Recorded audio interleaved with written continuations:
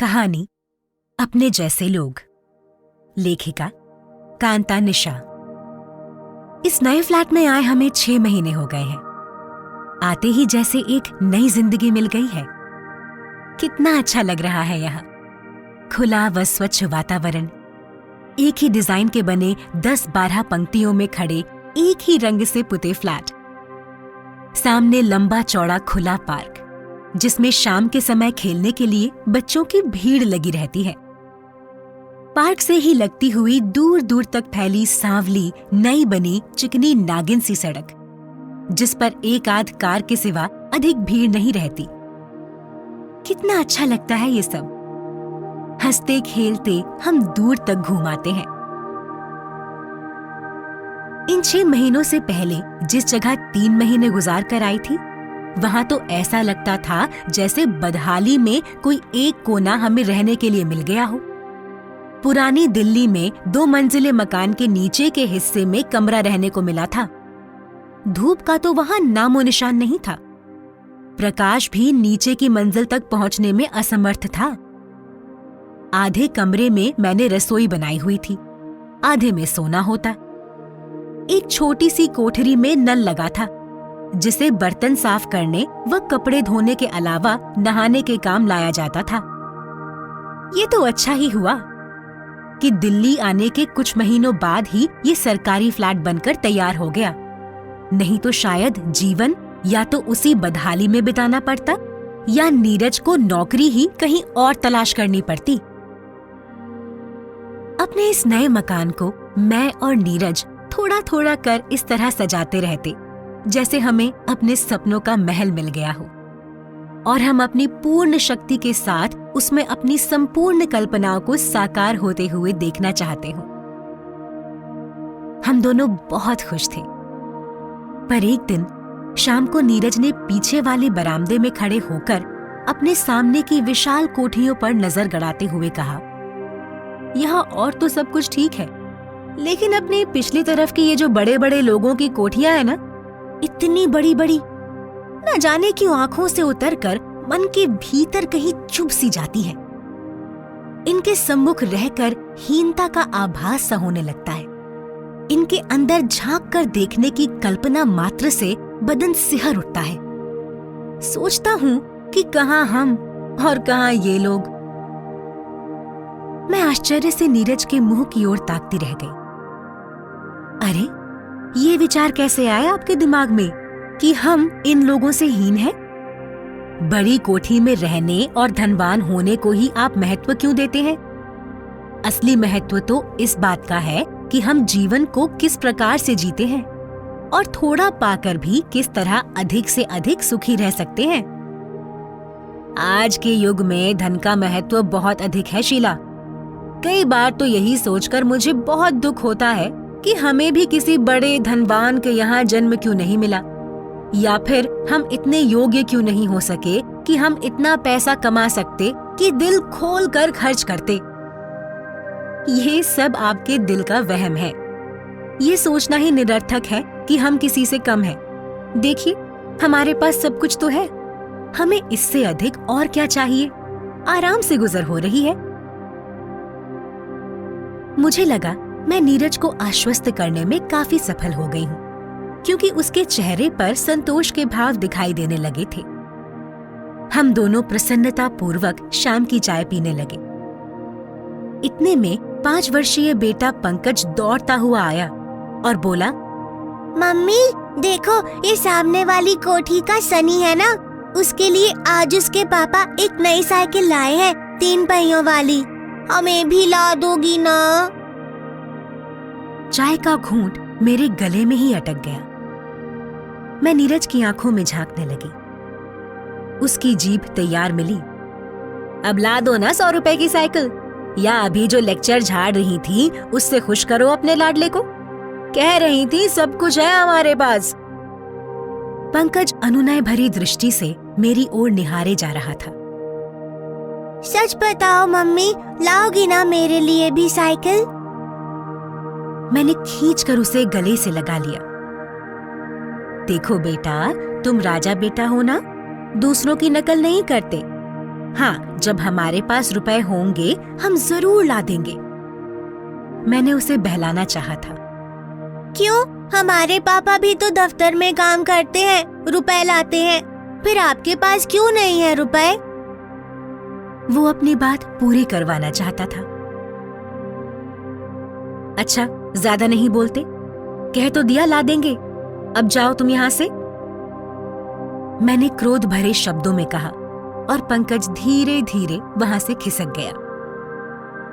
इधर नीरज का चेहरा ऐसा हो रहा था जैसे किसी ने थप्पड़ मारा हो उसके मुंह पर। अपमान और क्रोध से झल्लाते हुए बोला, देखूंगा डांट डपट कर कब तक तुम चुप करवाओगी उसे। आज तो ये पहली फरमाइश है, आगे देखना क्या क्या फरमाइशें होती हैं। मैं चुप रही। बात सच ही थी। पहली वास्तविकता सामने आते ही दिमाग चक्कर खा गया था। कैसे गुजारा होगा ऐसे अमीर लोगों के बीच? हमारे सामने पूरी 6 कोठियां हैं, उनमें दर्जन से भी ऊपर बच्चे हैं। सभी नित्य नई वस्तुएं व खिलौने लाते रहेंगे और पंकज देखकर जिद करता रहेगा।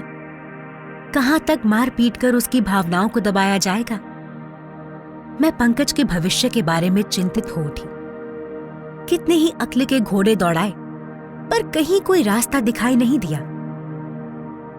अगले ही दिन शाम को नीरज ने सुझाव दिया, एक बात हो सकती है, पंकज को उधर खेलने ही ना जाने दो। पीछे से जाने वाला दरवाजा हर समय बंद ही रखा करो। सामने वाले फ्लैट है ना, उनमें सब अपने ही जैसे लोग रहते हैं। उन्हीं के बच्चों के साथ सामने के पार्क में खेलने दिया करो पंकज को। बात मेरी समझ में आ गई। ना इन बड़े लोगों के बच्चों में खेलेगा, ना जिद करेगा। मैंने पिछला दरवाजा खोलना ही छोड़ दिया, लेकिन पंकज सामने की ओर कभी ना निकलता। ऊपर बरामदे में खड़े होकर पीछे की कोठियों वाले उन्हीं लड़कों को देखता रहता, जिनमें से कोई तो अपनी नई साइकिल पर सवार होता, कोई रेसिंग कार पर, तो कोई लकड़ी के घोड़े पर। कई बार वो पीछे का दरवाजा खोलने की भी जिद करता और मुझे उसे डांट कर चुप कराना पड़ता। अजीब मुसीबत थी बेचारे की। एक दिन शाम को नीरज जब काम से लौटा तो पंकज का कान पकड़े हुए उसे घसीटता हुआ लाया और बरामदे में पटक दिया। मैं दोपहर का काम निपटाकर लेटी हुई एक पत्रिका पढ़ते पढ़ते शायद सो गई थी। अचानक ही पंकज की चिल्लाहट से हड़बड़ाकर उठ बैठी। देखा नहीं तुमने? वहां बड़े मजे से उन लड़कों की साइकिल में धक्का लगा रहा था, जैसे गुलाम हो उनका। शर्म नहीं आती? मार मार कर खाल उतार दूंगा अगर आगे से उनके पास गया या कोई ऐसी हरकत की तो। उसकी गाल पर एक थप्पड़ मारते हुए नीरज पंकज को मेरी ओर धकेलते हुए अंदर चला गया। नीरज के इतने क्रोधित होने पर आश्चर्य हो रहा था मुझे। आखिर इसमें पंकज का क्या दोष? उसे साइकिल नहीं मिली तो वो बच्चों के साथ साइकिल को धक्का लगाकर ही अपनी अतृप्त भावना की तृप्ति करने पहुंच गया। वो क्या जाने गुलाम या बादशाह को। बच्चे का दिल तो निर्दोष होता है। मुझे दुख था तो नीरज के सोचने के ढंग पर। ऊंच नीच की भावना उसे परेशान कर रही थी। मैं समझ गई कि कोई ऐसा भाव उसके हृदय में घर कर गया था जो हर समय उन लोगों की नजरों में उसे हीन बना रहा था और दूसरों के धन दौलत का महत्व उसके मस्तिष्क में बढ़ता ही जा रहा था। यद्यपि हीन हम लोग किसी भी प्रकार से नहीं थे। जब तक ये गलत भावना नीरज के मन से दूर न होगी, हमारा इस कॉलोनी में रहना दूभर हो जाएगा, ऐसा मुझे दिखाई देने लगा था। मैंने भी सोच लिया कि मुझे उसी बदहाली में जाने की अपेक्षा नीरज के मन में बैठी उस भावना से लड़ाई करनी है। बड़े सोच विचार के बाद मैंने एक कदम उठाया। नीरज के दफ्तर चले जाने के बाद मैं उन बड़े लोगों के संपर्क में आने का प्रयत्न करती रही। उनके घर में प्रवेश करने के साथ ही उनके हृदयों में प्रवेश करके ये जानने की कोशिश करती रही कि क्या हम अपने साधारण से वेतन व साधारण जीवन स्तर के साथ उनके समाज में आदर पा सकते हैं। सबसे पहले मैंने अपना परिचय बढ़ाया कोठी नंबर 5 की सौदामिनी से। उनके पति एक बड़ी फर्म के मालिक हैं। अनेक वर्ष विदेश में रहकर आए हैं और उनके नीचे कार्य करने वाले अनेक कर्मचारी भी विदेशों में प्रशिक्षित हैं। कई सुंदर नवयुवतियां भी इनके नीचे स्टेनो, टाइपिस्ट व रिसेप्शनिस्ट का कार्य करती हैं। स्वाभाविक है कि गांगुली साहब पार्टियों और क्लबों में अधिक व्यस्त रहते हैं। एक दिन सौदामिनी ने अपने हृदय की व्यथा व्यक्त करते हुए कहा, क्या करूं शीला जी, अपने एक बच्चे को तो इनके इसी व्यसन के पीछे गंवा बैठी हूं। हर समय इनके साथ या तो बाहर रहना पड़ता था या घर में ही डिनर व पार्टियों में व्यस्त रहती थी। बच्चे की देख रेख कर ही नहीं पाई, आया के भरोसे ही रहा। वो न जाने कैसा बासी व गंदा दूध पिलाती रही कि बच्चे का जिगर खराब हो गया और काफी इलाज के बावजूद चल बसा। अब प्रदीप 2 वर्ष का हो गया है। उसे छोड़ते मुझे डर लगता है। जब से ये हुआ, इनके और मेरे संबंधों में दरार पड़ती जा रही है। ये बाहर रहते हैं और मैं घर में पड़ी जलती रहती हूं। वे लगभग रो पड़ी। अरे, इस समस्या का हल तो बहुत आसान है। आप प्रदीप को पंकज के साथ हमारे यहां भेज दिया कीजिए। दोनों खेलते रहेंगे। प्रदीप जब पंकज के साथ हिल जाएगा तो आपके पीछे से हमारे घर ठहर भी जाया करेगा। फिर आप शौक से गांगुली साहब के साथ बाहर जाइए। सौदामिनी का मुंह एक ओर तो हर्ष से दमक उठा, दूसरी ओर वे आश्चर्य से मेरे मुंह की ओर देखती रह गईं। आप कैसे करेंगे इतना सब मेरे लिए? आपको परेशानी होगी। नहीं, आप बिल्कुल चिंता न कीजिए। मैं प्रदीप को जरा भी कष्ट नहीं होने दूंगी और मुझे भी उसके कारण कोई परेशानी नहीं होगी। फिर हमारे पंकज का दिल भी तो उसके साथ बहल जाएगा। वो भी तो बेचारा अकेला सा रहता है। मैंने हंसते हुए उनसे विदा ली थी और अगली ही शाम को वे स्वयं प्रदीप को लेकर हमारे यहाँ आ गई थीं। कितनी ही देर बैठी बैठी वे हमारे छोटे से घर की गृह सज्जा की प्रशंसा करती रही थीं। प्रदीप प्रतिदिन हमारे यहाँ आने लगा। अपने ढेर सारे खिलौने भी ले आता। दोनों बच्चे खेल में ही मस्त रहते। मैं बीच बीच में दोनों को खाने पीने को देती रहती। कभी कभी कहानियां भी सुनाती और पुस्तकों में से तस्वीरें भी दिखाती। अब जब भी सौदामिनी चाहती, बड़े शौक से प्रदीप को हमारे यहाँ छोड़ जाती। आरंभ में नीरज ने बहुत आपत्ति उठाई थी। देख लेना, भलाई के बदले में बुराई ही मिलेगी। ये बड़े लोग किसी का एहसान थोड़े ही मानते हैं। मैं कोई भी कार्य बदले की भावना से नहीं करती। बस इतना ही जानती हूं कि इंसान को इंसानियत के नाते अपने चारों ओर के लोगों के प्रति अपना थोड़ा बहुत फर्ज निभाते रहना चाहिए। फिर इससे हमारा पंकज भी तो बहल जाता है। मुझे तो फायदा ही है। खाक बहल जाता है। देखूंगा कितने दिन ऐसे बहलाओगी उसे। नीरज चिढ़ते हुए अंदर चला गया। परंतु नीरज को ये अभी तक मालूम नहीं था कि जब से प्रदीप हमारे यहाँ आने लगा था, तब से पंकज मानसिक रूप से बहुत स्वस्थ रहने लगा था। वो अधिकतर प्रदीप या उसके खिलौनों में व्यस्त रहता। मुझे भी घर का कार्य करने में सहूलियत हो गई। पहले पंकज ही मुझे अधिक व्यस्त रखता था। मैं दिन में कुछ कढ़ाई, सिलाई व अपने लेखन का कार्य भी नियमित रूप से करने लगी। एक दिन शाम को हम घूमने निकले तो गांगुली साहब सुयोगवश बाहर ही खड़े मिले। बड़े ही विनम्र होकर हाथ जोड़ते हुए स्वयं ही आगे बढ़कर बोले, आइए शीला जी, आपने हम पर जो एहसान किया है वो कभी भी उतार नहीं पाऊंगा। सच, अकेले में कितना बुरा लगता था बाहर जाना। आपने हमारी समस्या हल कर दी। मुझे शर्मिंदा ना कीजिए गांगुली साहब, पड़ोसी के नाते ये तो मेरा फर्ज था। आइए, अंदर आइए।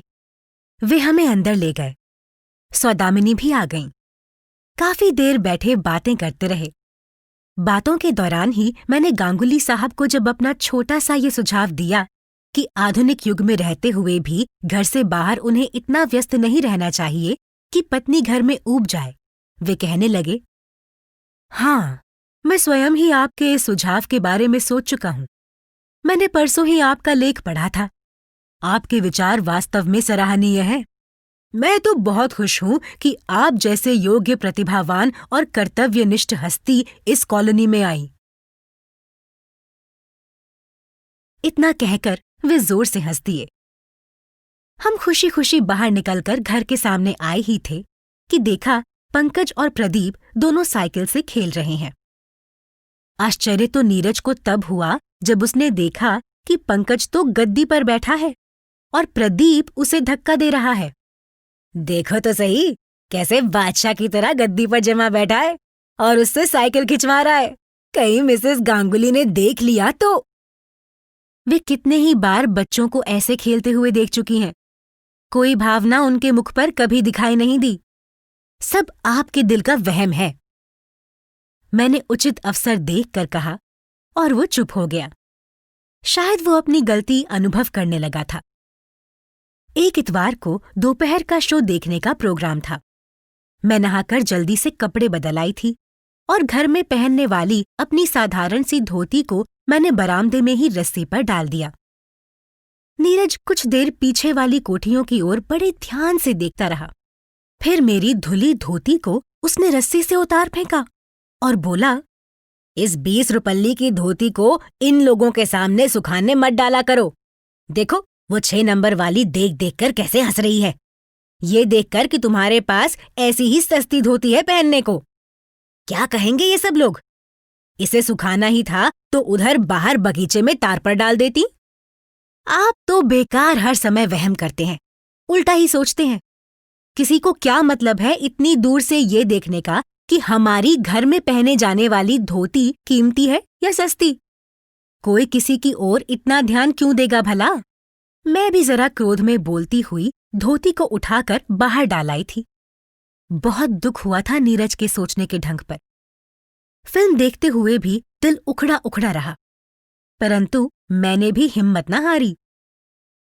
तीसरे दिन शाम को 6 नंबर वाली रमा हमारे यहाँ आई तो मुझे आश्चर्य हुआ, पर वे बड़े प्रेम से अभिवादन करके बैठते हुए बोलीं, शीला जी, आप कलम चलाने के साथ साथ कढ़ाई में भी अत्यंत निपुण हैं। ये तो हमें अभी सप्ताह भर पहले ही सौदामिनी जी ने बताया है। सच, परसों दोपहर आपने बरामदे में जो धोती सुखाने के लिए डाल रखी थी, उस पर कढ़े हुए बूटे इतने सुंदर लग रहे थे कि मैं तो उसी समय आने वाली थी, लेकिन आप उस दिन फिल्म देखने चली गईं। नीरज उस समय वहीं बैठा था। रमा अपनी बात कह रही थी और हम एक दूसरे के चेहरों को देख रहे थे। मैं अपनी खुशी को बड़ी मुश्किल से रोक पा रही थी और नीरज अपनी झेप को किसी तरह भी छिपाने में समर्थ नहीं हो रहा था। आखिर उठकर चल दिया। रमा जब चली गई तो मैंने उससे कहा, अब बताओ कि वे मेरी धोती के सस्तेपन पर हंस रही थीं या उस पर कढ़े हुए बेल बूटों की सराहना कर रही थीं? हाँ भाई, चलो तुम ही ठीक हो, मान गए हम तुम्हें। पहली बार उसने अपनी गलती स्वीकारी। उसके बाद एक आत्मसंतोष का भाव उसके चेहरे पर दिखाई देने लगा।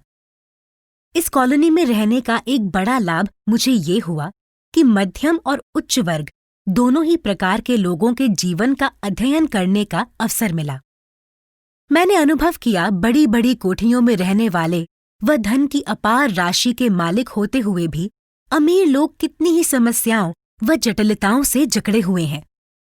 उधर अपने जैसे मध्यम वर्ग के लोगों की भी कुछ अपनी परेशानियां व उलझनें थीं। मेरे लिए खुशी की बात तो ये थी कि प्रत्येक महिला बड़ी ही आत्मीयता से अपना सुख दुख मेरे सम्मुख कह देती थी, क्योंकि मैं समस्याओं के सुझाव मौखिक ही बता देती थी या फिर अपनी लेखनी द्वारा पत्रिकाओं में प्रस्तुत कर देती थी। परिणाम स्वरूप कई परिवारों के जीवन सुधर गए थे। मेरे घर के द्वार हर समय हरेक के लिए खुले रहते। अक्सर महिलाएं हंसकर कहती, आपका समय बर्बाद हो रहा होगा। हमने तो सुना है कि लेखक लोग किसी से बोलना तक पसंद नहीं करते, एकांत चाहते हैं। इधर हम तो हर समय आपको घेरे रहती हैं। ये आपका गलत विचार है। लेखक का कर्तव्य जनजीवन से भागने का नहीं होता, बल्कि प्रत्येक के जीवन में स्वयं घुसकर खुली आंखों से देखने का होता है। तभी तो मैं आपके यहाँ किसी भी समय चली आती हूँ। मैं बड़ी नम्रता से उत्तर देती तो महिलाएं हृदय से मेरे निकट होती चली गईं। धीरे धीरे उनके साथ उनके पति भी हमारे यहाँ आने लगे। नीरज को भी उनका व्यवहार अच्छा लगा और वो भी मेरे साथ प्रत्येक के यहाँ जाने लगा। मुझे लगने लगा वास्तव में सभी लोग अपने जैसे हैं, ना कोई छोटा ना बड़ा है। बस दिल में स्थान होना चाहिए, फिर छोटे या बड़े निवास स्थान का कोई महत्व नहीं रहता। अभी 3 दिनों पहले ही पंकज का जन्मदिन था। हमारी इच्छा नहीं थी कि धूमधाम से मनाया जाए, परंतु एक बार जरा सी बात मेरे मुंह से निकल गई तो सब पीछे पड़ गए। नहीं भाई, एक ही तो बच्चा है, उसका जन्मदिन तो मनाना ही चाहिए। हम दोनों यही सोच रहे थे कि जान पहचान वाले लोग कम से कम 150 तो हो ही जाएंगे।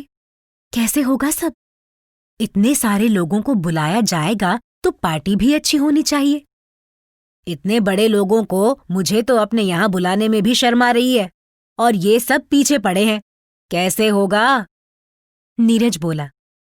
फिर वही बड़े छोटे की बात कही आपने। कोई किसी के यहाँ खाने नहीं आता, ये तो एक प्रेम भाव होता है। मैं सब कर लूंगी। मैंने अवसर देखते हुए बड़े धैर्य से काम लिया। सुबह ही मैंने पूरी योजना बना ली। आशा देवी की आया व कमला जी के यहाँ से 2 नौकर बुला लिए। लिस्ट बनाकर उन्हें सहकारी बाजार से सामान लाने को भेज दिया और मैं तैयारी में जुट गई। घंटे भर बाद ही सामान आ गया। मैंने घर में समोसे, पकौड़े, छोले व आलू की टिकिया आदि तैयार कर लीं। मिठाई बाजार से आ गई। बैठने का इंतजाम बाहर लॉन में कर लिया गया। फर्नीचर आसपास की कोठियों से आ गया। सभी बच्चे अत्यंत उत्साह से कार्य कर रहे थे। गांगुली साहब ने अपनी फर्म के बिजली वाले को बुलाकर बिजली के नन्हे रंग बिरंगे बल्बों की फिटिंग पार्क में करवा दी। मैं नहीं समझ पा रही थी कि सब कार्य स्वयं ही कैसे हो गया।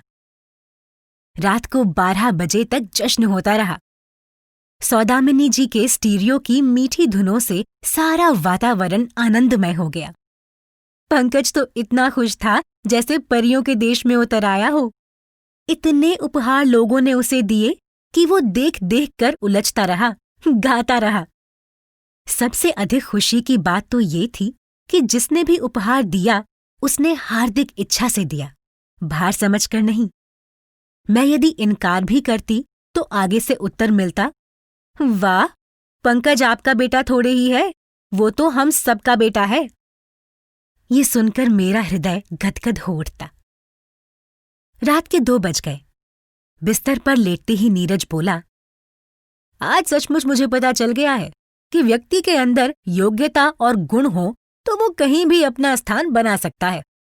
तुमने तो यहाँ बिल्कुल ऐसा वातावरण बना दिया है जैसे सब लोग अपने जैसे ही नहीं बल्कि अपने ही हैं।